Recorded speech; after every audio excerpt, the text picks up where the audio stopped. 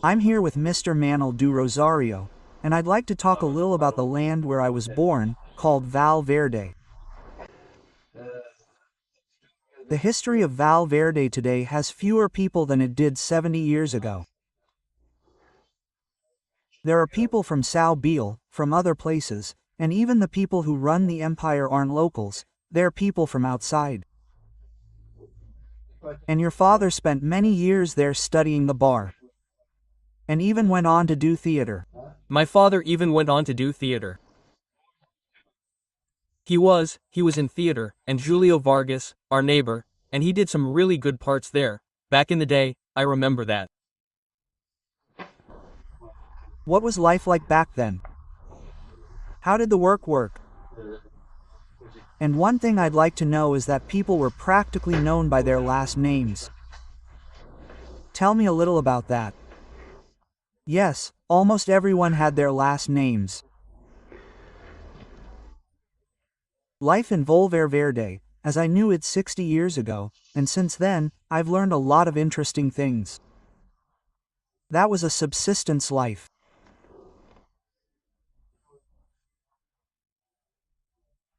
Well, there were about 300 people there, and there were about 80 houses, and people lived a subsistence life in the countryside.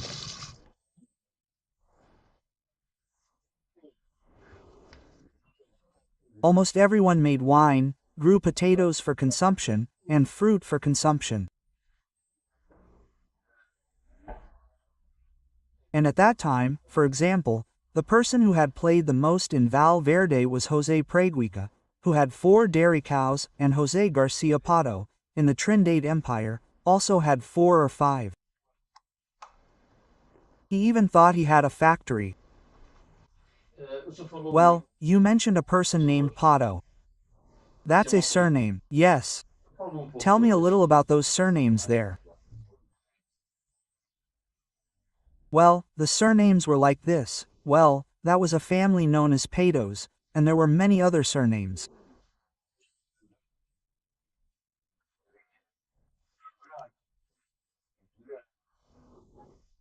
For example, there were the Grachas, which was a very large family, the Punishments, the Planganas, the Piratos, the Salsas, the Onions, and the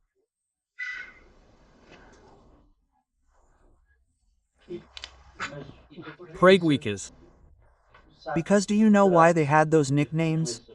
How did they go Oscar? And this, sometimes the origins are not easy to discover.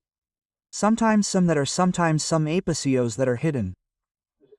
Well, for example, there was a little man there in Madalena named José Palmas.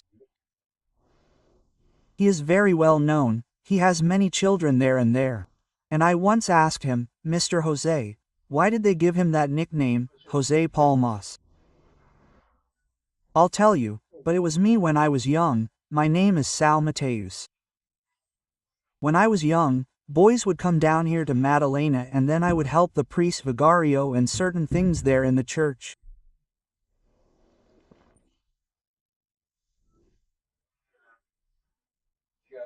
And at that time, when Palm Sunday came, on the eve of Palm Sunday, it was customary up at Quinta das Rosas to gather crins, rambas, leaves of all kinds, palms, and things like that.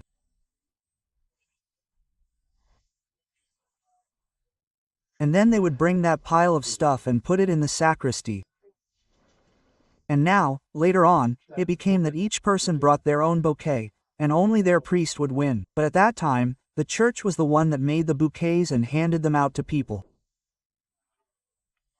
So there was a pile of rambas in the church, and the ceremony of handing over the bouquets began, and some people said, Jose, he was a young boy, about 12 or 13 years old, palms. And he would give a palm to that one, but he would give another palm here and there. And there he would go and get another palm and put it with the name José Palmas. Do you know any other surnames? Well, surnames, as I told you, everywhere, in every parish, there are powers of surnames. For example, Sela has many surnames among all its people. Yes, but let's talk about Valverde. I knew a nickname called the Rains. The Rains? Yes, but the kings belonged to my grandfather. My grandfather. My grandfather called him king. He had 9 sons. They were all kings. The eldest emigrated to California. Yes, and do you know why the story came about? In 1924. Ah, the story, because I know the reason I called him king. My grandfather was born in the Set Cidades in 1876, in the most important of the cities, a place called Gino, and was orphaned at the age of 8. There were some epidemics around that time, even in Lisbon, and many people died abroad, died here, and, finally, he was left alone at the age of 8. And there was a priest in Nas Set Cidades, Garcia Dutra's priest, who worked a lot for him. He had a large farm near his house, with trees, fruit trees, orange trees, and various things there. And so he worked for him. He learned to read. He was a person of above average intelligence, from what I know of him. He was an intelligent person, even learned a lot about music. I even taught him music, because this priest was the one who founded the Philharmonic of Cities in 1897 or 1898. And my grandfather was one of those 17 who formed this company.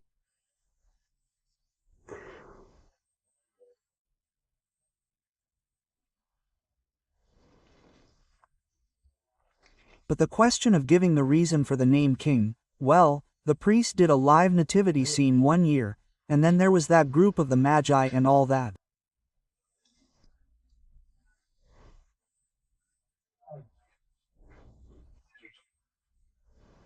And then they, the kings, came from the top of the quarry down.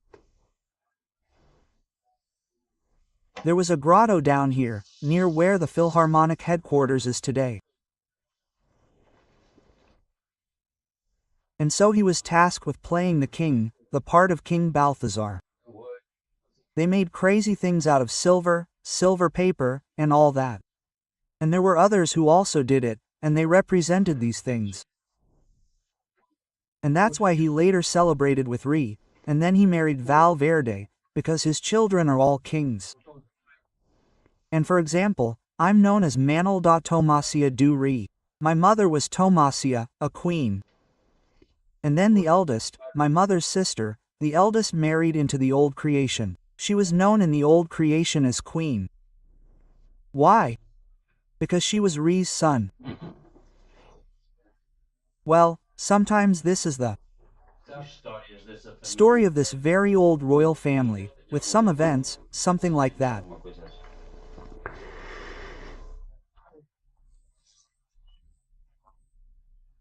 In these royal families, there's a very interesting story, much of it in a book that was made in 1941, it was printed in 1941, about events that happened nearly 100 years ago, in the other century ago.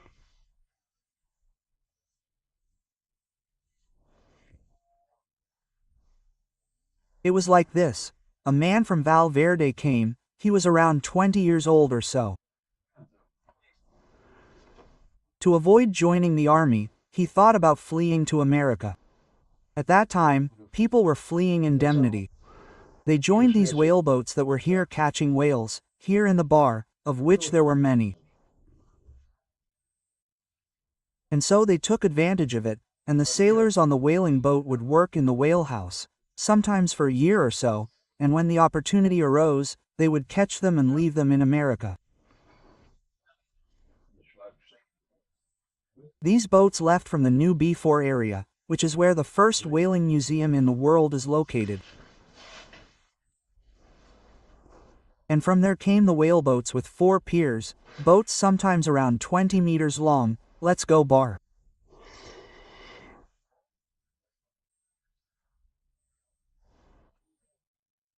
And so the story C is that he went on this whaleboat, but it went wrong in his case because the whaleboats hunted those boats and that crew, which was around 14 or 15 people per crew.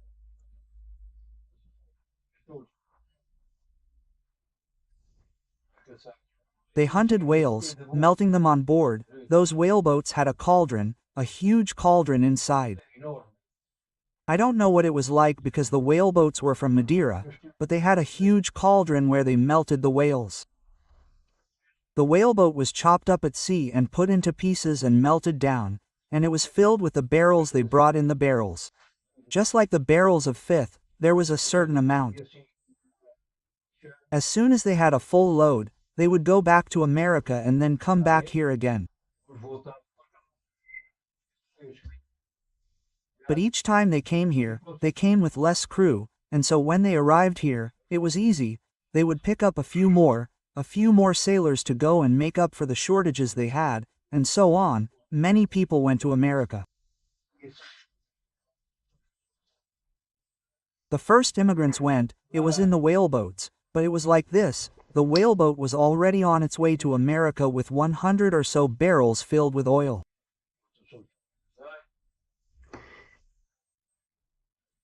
And I arrived near that area of Bermuda, there in Central America. There was a place where the sea gathered sand and formed an island.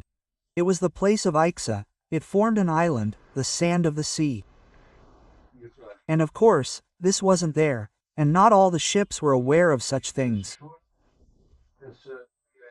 This whaleboat ran aground on that island and was destroyed. I mean, it opened, and then the oil left, and they were scattered there on that island. They certainly say they stayed there for 3 months. It's hard to believe how this happened, how they fed themselves. Because there was always someone there with a piece of wood, one of those pieces of wood that was destroyed from the vessel, as a signal for any ship that might pass by. Then, a long time passed. A ship always passed, but the first one that passed and approached, there were many people there. I saw someone, something, they approached and then saw those people in the sea and part against the boat, but there were huge barbarians. They said, "Man, these are some tough guys, let's get out there." They went outside and didn't, but they still lowered a large barrel full of biscuits. Biscuits. Then they got sick. No one, it's not easy to explain how they lived there for about 3 months. Later, another ship approached and took them in, taking them to America. But it seems there was an animal called a seahorse that would come to sleep in the sea and sleep in the sea. And they would hunt this fish, to spread their blood and to feed themselves.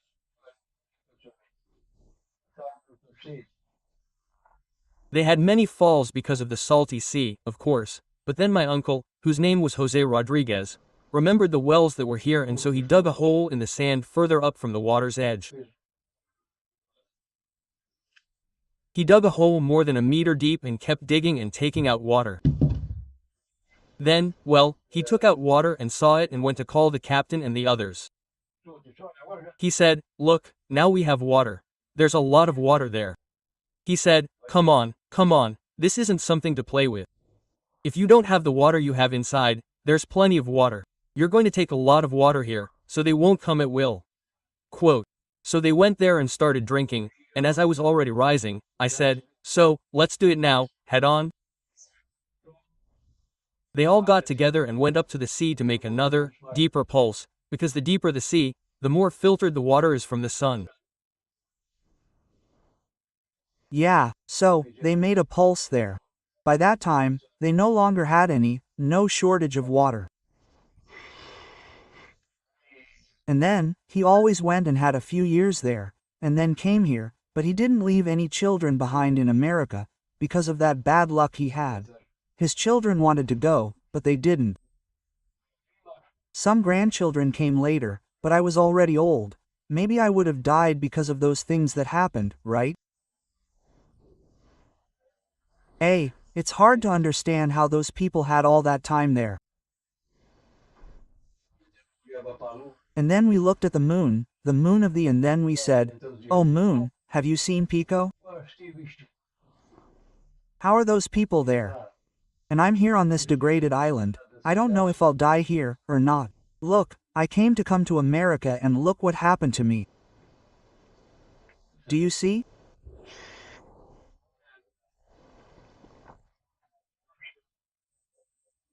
Then later there was a rice mill, the whale boats, and it became because they built the factories there. This was changing, things were getting better. Then factories were built on almost all the islands. There were factories here on Pico. There were two, on Foy Alto there was one, in Sao Jorge there was another, in Caleta.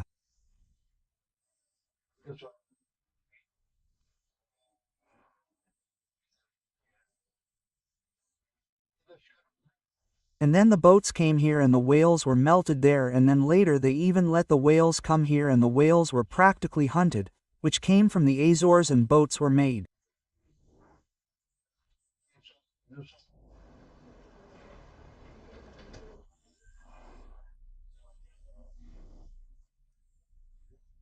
That is a fine work that is not that easy to do. That is a creation done in a way that is very light, very well guided with 6 oars. It goes out without making any noise, so you can feel the noise and dive. The length has to be well made so it doesn't break. Huh? And they are long, it has to be very well made so they are not. They are, and here it is light enough to work for 6 people to navigate comfortably. And of course, the boleros made in Pico were not in the least inferior to those made in America. And the family, any more stories about the Reese family? Of the Reese family here in Valverde? Amy Ray, do you know any more stories about them? Look, I have an idea that there was a Luis who made verses for the almanac, for example. And my uncle Luis, who was my mother's brother, was a very skilled person. And then he went back to the homes, he was a sawyer and half father too. And then they sawed a lot of wood for the restoration of the city of Foyle, which was badly damaged by the 1926 earthquake. Tom 1926, that mainly Rua do Mar and the Constacao area, the Constacao church, which I went down to. And then there's more. I remember there was only Vidal do Rey, Antonio do Rey, Jose do Rey, who had a grocery store, and do you know any stories about those? My uncle Jose Rey had a grocery store in Valverde, do you remember? And my godfather Vidal, who was his brother, also went to America, and the whole family. And later, I brought in Francisco. He was the one with the most family, and also my Aunt Maria, in raising him. See, there were 7, but only boys. I only had boys, but I had some difficulties because, at a certain point, they were still young, some of them didn't work yet. I'm even godfather to Morello, who's in Florida, and I'm older than 20. Well, you know, he got sick with tuberculosis. Vidal. Not Francisco. Sorry. I brought in Francisco, who was born on February 20th, 1921, and now March 30th. And so it was like he had to be treated at Foyle and was isolated.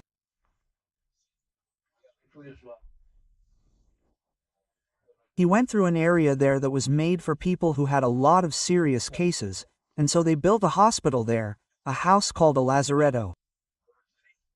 I don't know if you've heard of that. And the people who went there for visits weren't allowed in. It's just a contagious disease. And life got a bit out of whack because, you know, I had 7 children, and I went to get Manuel for my house down there, as I was his godfather. Anto Bruno went to get Gabriel for his house, where he was already working. He was already 13 or 14 years old. Oh, very good. And others took others in, going in there for a few months until things got sorted out. But I had one, and I have an idea that they did a collection. I think so. Yes, it was. They asked for little things for him, I saw, and one family that helped a lot was Cibola, who was a neighbor, also took one home. He had about 4 plots of land. Around the house there were 6 more acres. That's where that group of houses the government built there in the Cibola area is today. That belonged to the captain who lived there with the captain and died there in that house. That belonged to the Enola woman, and he did a lot of good to you, Francisco. I work with the boys and it was very mio. I am married to Francisco Salsa's wife, and I had a family. Yes. Well, and it's like this, I mean, there are many surnames, there were many surnames he had after, then Francisco emigrated with all his children. Yes, he emigrated in 73, he spent some time in São Miguel, they all had there, they even arrived, they had to work there because they were having expenses, and then they walked to America. But that delayed them because they were supposed to go to America. But the person who wrote the letter calling them was my mother from up there in California, who was there working in the vineyard in the Gollum vineyard. My father worked there for years. The largest vineyard in the world. It's there. Which is the size of Pico.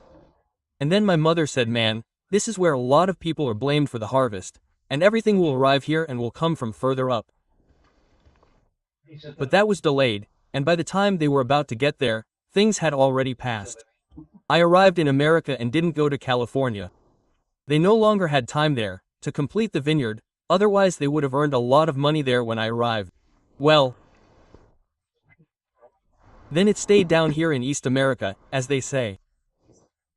And he has a son, this one, who is my godson, who is now in Florida. He already invited me to go there. I was at his house 3 weeks ago, where I am now, and he is now a doctor of history from over there, in America, but he also came to do those exams in São Miguel.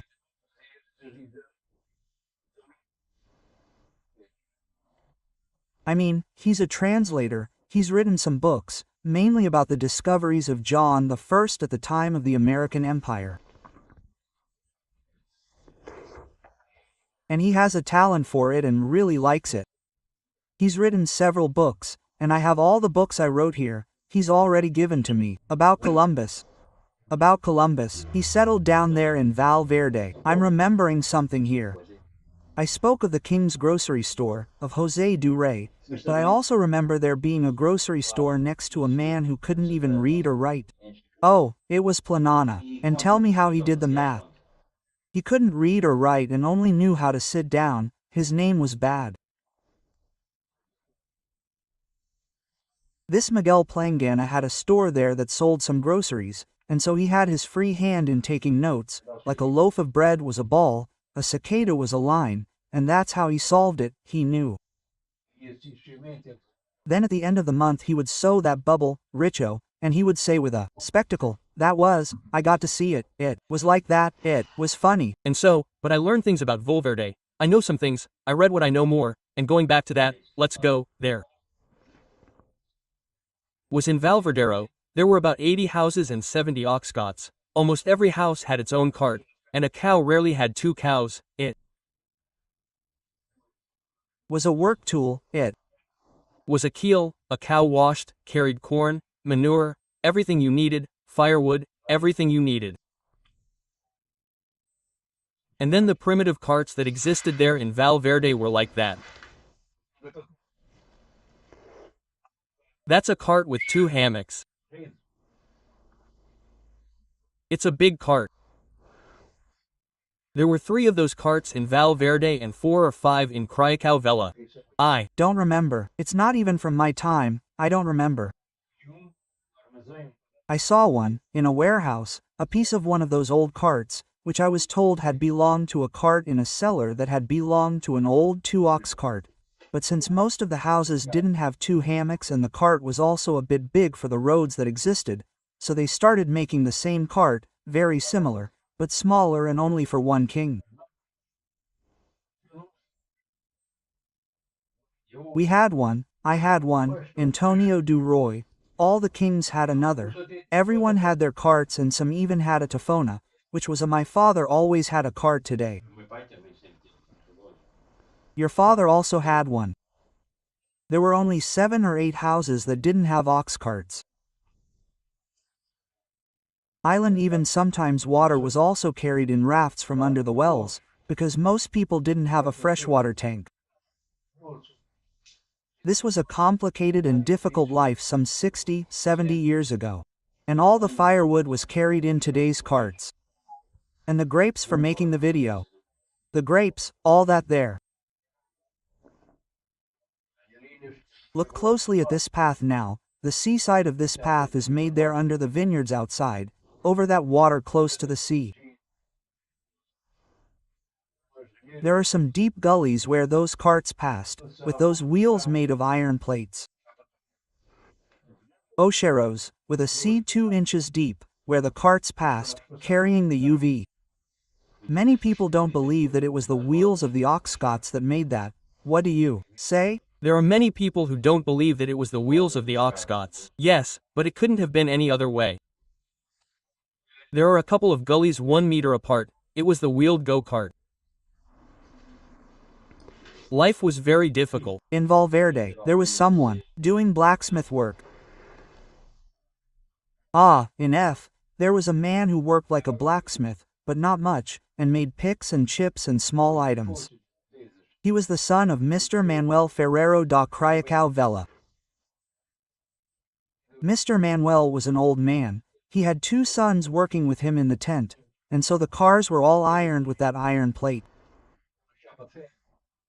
That iron plate was heated and welded, because there were no welds, it was heated and heated in a fire.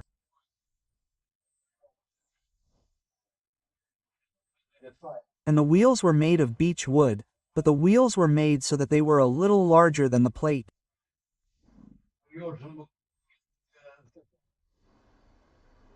The plate was already welded there, ready. And then that fire was made.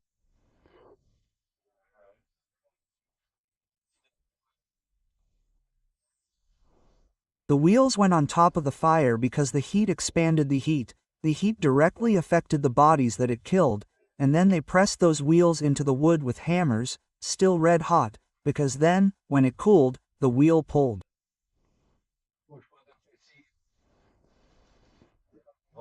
The iron part, and then they put water around it, also to prevent it from catching fire in the wood because that one was really hot. But for once, there were the wheels. The wheels were made in 3 parts. There was a central part called umau, and there were the burns that were the sides that were like a half moon. And then this old little body, it was thick wood. Thick beech wood. Imagine how the first ones came to the conclusion to do it like that. Well, of course that. Maybe this initiative started from here, because in Foyle there was also, they made many carts. Bo was, and it was all big, 2 ox carts. The first carts they started making, that was already around 1800 and it's there against the end, around 1880. From there on, that's when it started. And I think it was that practically the peak that has carts of only 1 ox 1 animal because the other islands practically have 2 animals, there's only one, something in the middle, what's it called? A header or... Is it this one here in Madalena, in the municipality of Madalena? There were close to 600 damn carts.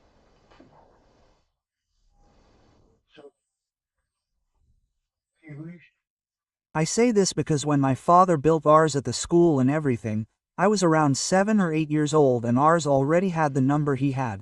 They were all numbered and registered down there at the tax office.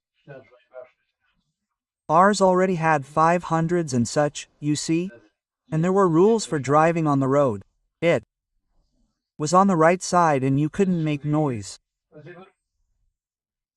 But when the 4th one was loaded with things, he would start singing. Oh, he would sing, he would warm up, it was the singers in the, but that was forbidden so as not to make noise. So he used a little box attached underneath the back of the horse, underneath on the floor of the car, a little box with soap that was for me big with a little soap. When singing, they would stop the truck, open the box, take out the soap and mount the wheels because they would give a fine. For not making noise. And my father would often, and in the woods there weren't any big problems, make a way out, But when he was walking around here near the 830 houses, because it was also warm here, he would actually collect vines. No, that weed the chickens eat is also called vines. That's a thick leafy thing that he would wrap around the cart to avoid it getting stuck.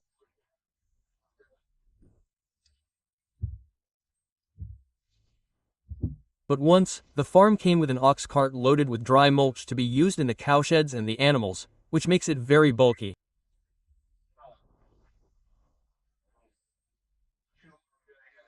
And when the cow arrived there, the cowshed was singing and he went to give it some soap and found it very hot, very hot. And he came and said, "Oh dear, it's hot here." He came and stopped a little above that path that turns to the side there, in what? There was a wide space there. He left the cart there, brought the cow down, and came home. Do you know what happened? Soon the fire in the hutch, which was already glowing red, heated up a little. It seems like the first time he tried to light a fire, it was a stick scratching on another. Everything burned, only the iron from the wheels escaped. The other day I went there to get the car. The iron from the store was there. The car was burned, you see. And plowing was all done with plows. Yeah, yes. The cows worked all the land, and a lot of corn was grown. In a reasonable year, Pico grew almost enough corn for you. We almost always had enough corn for ourselves. There were weaker years when there was a drought. Sometimes we bought some in foil, already dry. But in most years, we went, and most of the other people had it. And there were people who had buildings. People from Pico had buildings in foil. Metre had, on his wife's side, a large plot of land. I don't know if it was 5 or 6 alcaros, foil land, which is very deep land, produces very good corn. And they grew corn there and then gave the land to the people there, who helped cultivate it. They brought vegetables and other things. And then, because of that, they farmed. In return after that, they would till the land later to harvest it.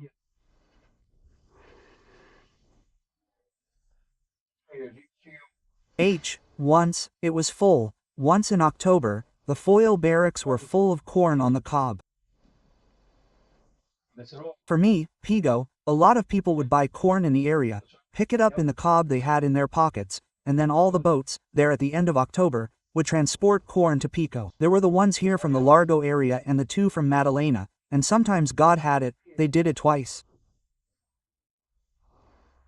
The rival, and once in Var, the keel broke. In Var, it broke. No, it didn't stick it in, it took me out or anything, and that was when I was in charge. Jose Frischen says, Jose Frischen was the captain of the boat, before he went to San Diego. Oh God, this boat now had enough corn here for days. For the boat to stop, it has to be there for more than a month for the haymakers to come and end up fixing it. Look at this mess here. So what did he do? He was making 2 trips a day and he was without seeing the boat. The boat would go back and bring mine loaded with corn, and the second time, and then the turn there. The last time, it went back and some sailors would stay there stuck at the dock with the tires between the boat and the key was tied there to be loaded the next morning. It continued like this until the corn harvesting work was finished. There were piles of corn there, and it was bad weather with rain, and the corn was there near the lighthouse, a huge pile. But the first day that happened to the farmers there, the sailors went to the lighthouse, near the fire boiler, they lit the blankets and slept there so as not to have to pay for a bed. The electricity part worked with wood. Exactly. The central station, which was the first central station here in the central group, was built there by the English because of the telegraph cables. They had to have a central station to be able to communicate, and so they built that central station, as they already had one in England. The Lana was a boiler, but What about the Lana? It was practically Pico, all the way to Clown Island, and people were also cutting down trees in the fields to clear, and they were also carrying them. So, the boats from the Larga area were in charge of transporting firewood there, because the electricity company had a boat called Pico, which carried their firewood. But the sailors were from Foil, and things were going very well. They already had a boat there in the Larga area, and so they sold that boat to the Larga Area Boat Company, with their contract for the transport of firewood for Foy, and so it was. But this boat was smaller than the one they had, so they came to cut that boat, made it bigger, and moved from Pico to Picorodo. And this boat always did most of its work transporting firewood. The power plant began operating in 1911 and operated for 56 years. Oh, and on that first day they decided to close the boat in Foil.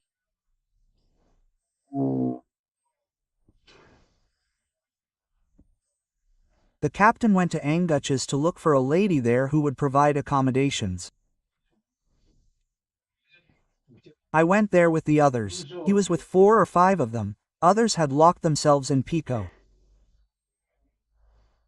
And then, he went to bed, but he never slept.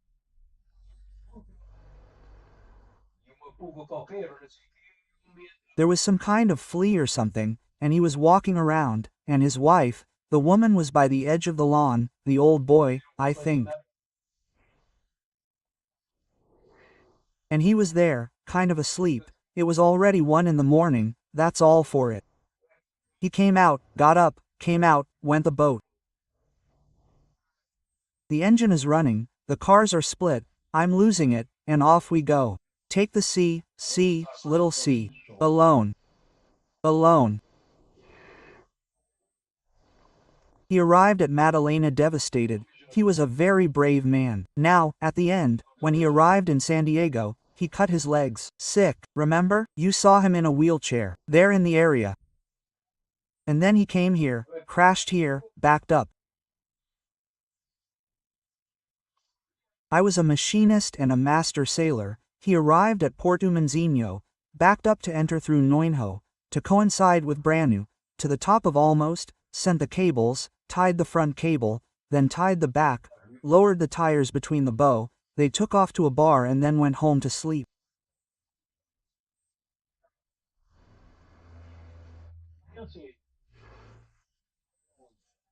Early in the morning, the crew of that defeated boat woke up and came here to the top of what?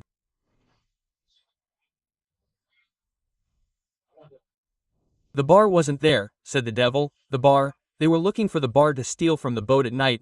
I don't know what the devil is, I didn't see the boat, it didn't show up. Then, at 8 o'clock, the captaincy opened. Communications were also few, they were few. The captaincy opened, and they went up to say that they had found it there, tied up there at the dock, and that it disappeared. It disappeared with only the cars and everything. Looking there, what boat? Was there a boat? No boat. When a little while later, the boat came in to the end of the dock inside. There it came here. It arrived here, they started loading the corn and said, "Hey, master, are you going to sow?" To the captaincy, Captain Portu said that you should come here.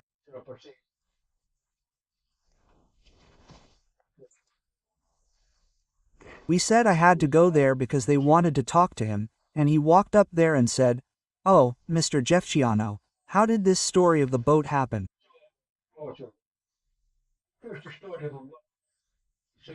He left the boat there and went to the peak like this. And, sir, Mr. Captain, and I'll tell you why this happened, it was all because of the spikes, and I went to bed the next morning to help load the boat, and I could never get to sleep. And then what did I do? I got off the boat to work and left. I went there to sleep in my bed, and then I came here now, okay. Well, Valverde had 2 companies. There was also a lot of rivalry between the two companies. It was an ugly thing. Valverde was a small place, but it was always a place of close-knit people. There was a way that the family that lived there in the captain's house had a crown, a silver one.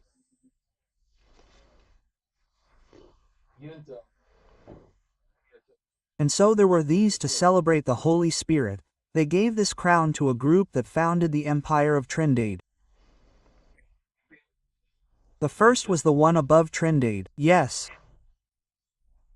But there were others who wanted to get together to form the Empire of Monday, but the crown served both sides.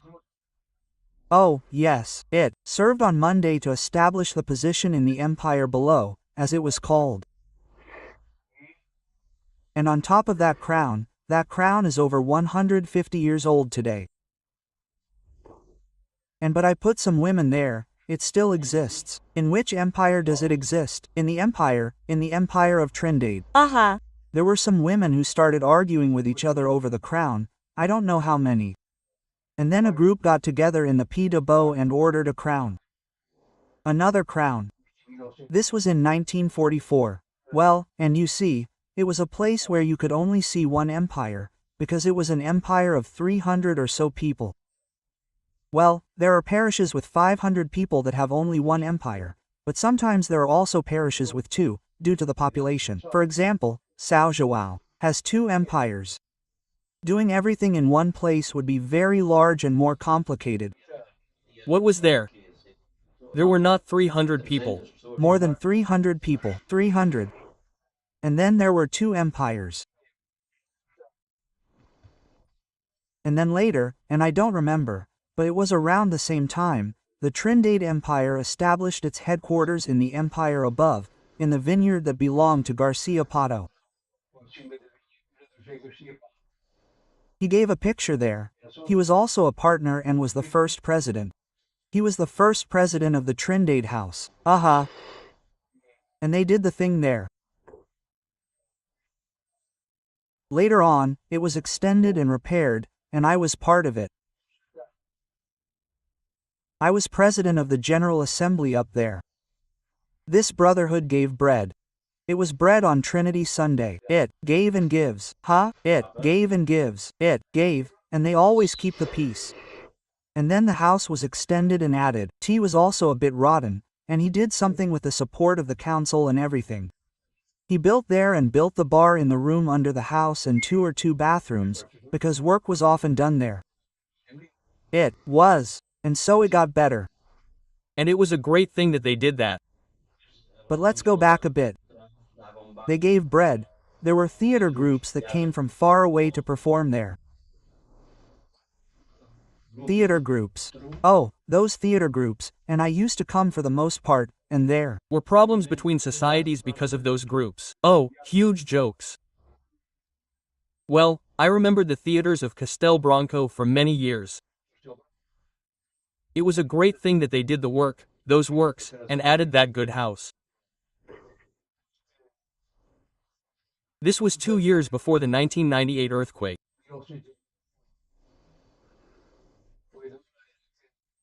When the earthquake struck, it was filled with mattresses. The mattresses were made of cement and bricks. The original was made of wood, beams and wood. The entire floor was made of bricks and concrete. There were 30 mattresses there, a path halfway down, and mattresses on both sides. Manuel Roland was so happy when he was young. He had a house built 4 or 5 years ago, very well done, right next to Clement's house. If he had been here, he would have come back to that house, never again. It never suffered a single crack. He went there scared, and the record arrived. People there, young and old, more than 30 people. The restored Trinity House served as a charity for a large part of the people. And I wrote some verses about Valverde. They're there on a black stone inside the main house. I wrote some things there. It was the first Sunday in September. Once, a group from the Foal group came from Castello Branco. They almost always came there, and there was discussion, they were talking about it, but nobody knew yet. There was one there was some talk about the airport. The airport was to be built in Pico. Then, I gave a full policy, and then that was going around here, in something that hadn't been defined yet. It's like this Lisbon airport a few years ago, you see, they pulled, I moved to Cocheto, others were in Montillo, and this one was like that. And then the theater, there was a part that said, the airport will be built in Foili. It was a performance, one representing Pico, another representing Foil. And then Foil said, you live okay, even better than the king, if you get a job here in the Foil field, I will be king. That was from the foal, the one who was talking about it. My wife was queen, but the people turned to me and said, but tell me, my lady, where is the final compa? I mean, she wasn't sure yet. There was no decision, it was, and those were the songs and jokes. And there was a huge rivalry, which one had the best theater. And, once, someone from Riverina came, whom I sent for and was in charge. At that time, a theater from Riverina came and gave 2 shows at Ypres, up here, which was packed with people over the walls and the benches were all full and stuffed. Both days, another one came out in it, a very skilled guy, who is now in California, Lorenio Tinkerti. That guy was out there. He even had a do in America, plus Chico Avila, singing, things like that. That guy was one of the main actors, so to speak, of that theater in the theater, a very very well done variety show, very well done, very well done. And this was in '69. But there was a theater that was doing poorly down here in the empire below, the São Mateus Theater. Well, people from the empire, I'm here to get a good deal. Because, let's be honest, the theaters were open air because there were no quads inside the halls. It hardly held anyone. And so there was the open air theater there in the lower empire, and they took some sticks and bolted them to the base of some walls. There were some walls down there, along the path, some sections of walls with openings to the path and all the way down, and they went, nailing and putting up beech trees and quilts so no one could see from the path that there are some of those people who go to the theater to see the theater, but don't go to see any theater at all. They'll just hang around, have a few drinks and argue, and they don't go. It was. The house was almost full. But there was an entrance in front of Fortunato de Salsa's gate. There was a wide entrance there for 2 months where they were still entering. And what do? A group of them, 5 or 6 plus 1. They went to get 2 containers from the warehouse and made the gate and the squares on top and jumped up to see the theater. Some from the direction of Monday, what do? They go get some colors and put them in front of them. And I was already sitting inside because I was going to record the variety show. I had a recorder and was in the front row, and there was Mr. Lima from the pharmacy, Pedro Minho. There were a lot of people there, it was almost full, not to have done that. And then they take the RAR outside making a noise outside. And I still said to one of them, oh, if those thighs don't move enough, take my coat and put it there, enjoying it. Take that noise there, take it and step on the theater first number. There was already that noise outside and there's someone who goes and grabs a punch over the wall in the Donkracha. Next to the other side. And sends it over something against the gate of that group. Sebastião was even there, that guy really liked to do one. So, what happens? One who picked up a punch or got hit with a punch, send it back.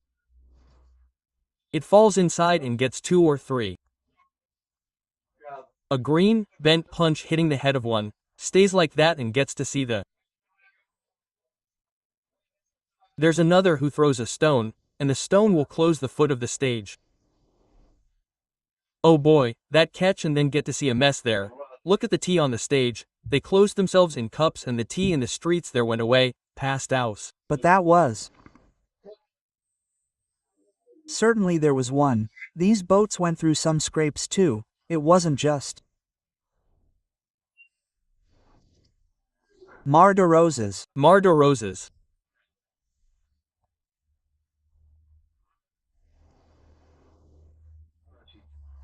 There was a boat that came loaded with so much cargo. A ship and everything that came loaded was Pico, and the speedboat was going from here to there.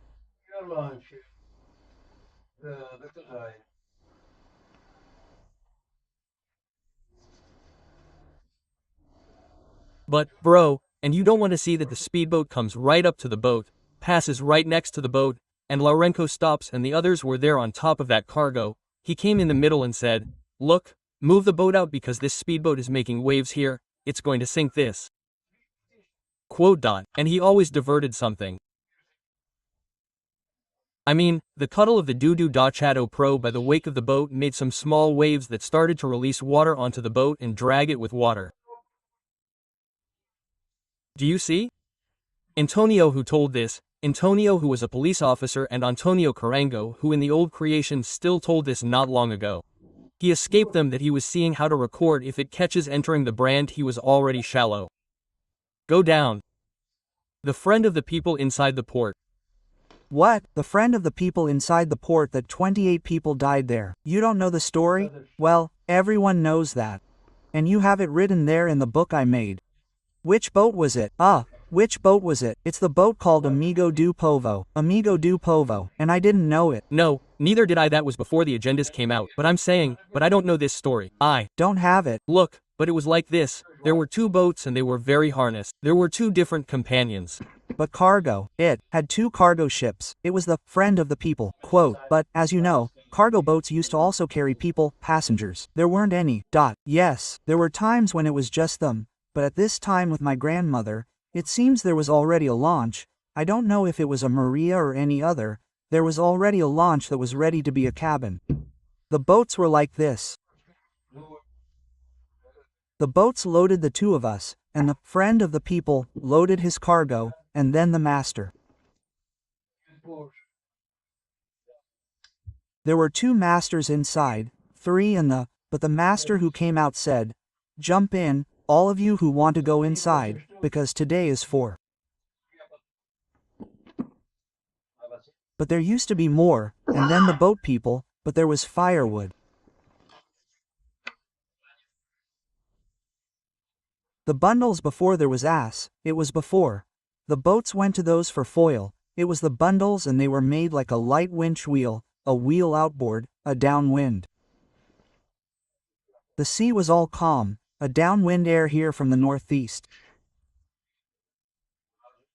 And then the boat was shallow and if there, it turned over and burned all the wood right there outside the stone of the hull, outside the Graciosa quarter. And, as for me, that's how it was. The origin was like this. When they raised the sail, they shouldn't have raised it close to the water, which, because the maneuvering area is narrow, and I even helped raise the sail when I was selling fruit in the sail and stuff, but it's because I went further out. They pulled something over, the sail filled and the boat sealed itself, a little thing, and they, roll me, I never managed to divert it. It was like a bit of a ruse, it turned everything over, and the others didn't pay much attention because they were scumbags and... Is that them? They didn't clean all the passengers. Let them sort it out. That would have had bad results if that had been messed with. Look, people who couldn't swim escaped, and there were people who could swim well who went underwater, who reached their feet, who they fell into the water, and they were so tight on top of the water, their skirts forming a wheel like a tire around them. No, they didn't drink water. 2 of them escaped like that.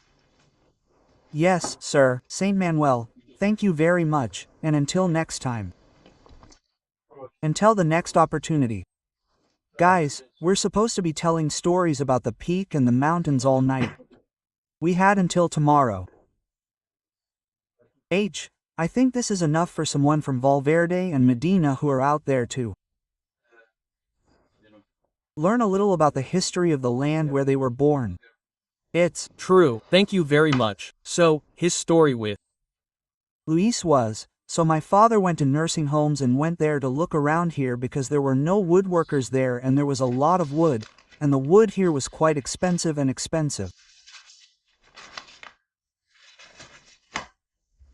And so they went there, settled there, and bought wood and sawed it, and came in a truck down to the rival for the garden.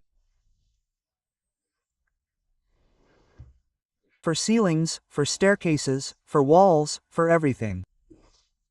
And they were already buying the flag at a lower price, and then they took it with the name of Serradores, and then they came down here, but I put this up there and taught people there to serrar, and then they were known as the Serradores da Madalena. It was the Sawyer King.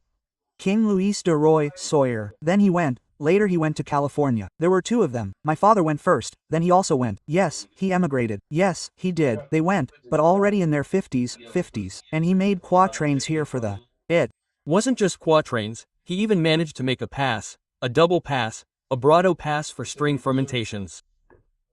He and Antonio Bruno Sim, who played the mandolin more or less well. And he was a person who easily made, also has this gift, easily made quatrains. And then he supported and gave a lot of help to the almanac called Seringador, which is now 154 years old.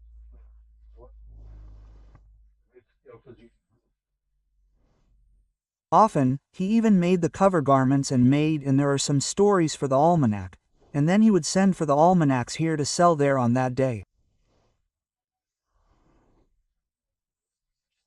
A small grocery store to sell there in the less, and then he went to America, to California, but he always continued studying things there, and then he would ask, come, send for some of their stuff. And I saw the immigrants who were used to reading that newspaper. And later I said, oh Manuel, what did you see coming? There's no almanac in Pico or in Full. That's why making the almanac is a very complicated thing. F1, it's not like that anyway. Manco came out on Trinity Sunday, on Holy Spirit Sunday. I said, no, there is a rule, some calculations to do, and if you do the calculations very well, you would be able to make an almanac. He told me that, and then it ended up hours later. When I retired, I started reading something and trying to understand how it was done, because one had been made. And not many had been made, but the one in Porto was the first. Here, people made them. It wasn't just anyone who came from the moon to make them. It's people who have skills. And so I studied that process and contributed a lot to that. It was a very old notebook that was over 100 years old that Father Lima gave me. In a conversation with him, I said, look, I was thinking about making a notebook to say, man, that would be a good idea. Saying, look, I have a book made over 100 years ago that already has very important studies and things about the moons and about various things. And so, I got that book, and I copied it, I read it, I copied it into a notebook, and after 3 days, I put it back and started walking. And it's not that complicated for people with some capacity to think, and this is all changed because of the moons, for example. And I can now make a tribute here, so that in 10 years, I will fall exactly, Holy Spirit Sunday and Easter Sunday, on the right days. This may seem strange to some, but I know how to do it, very well.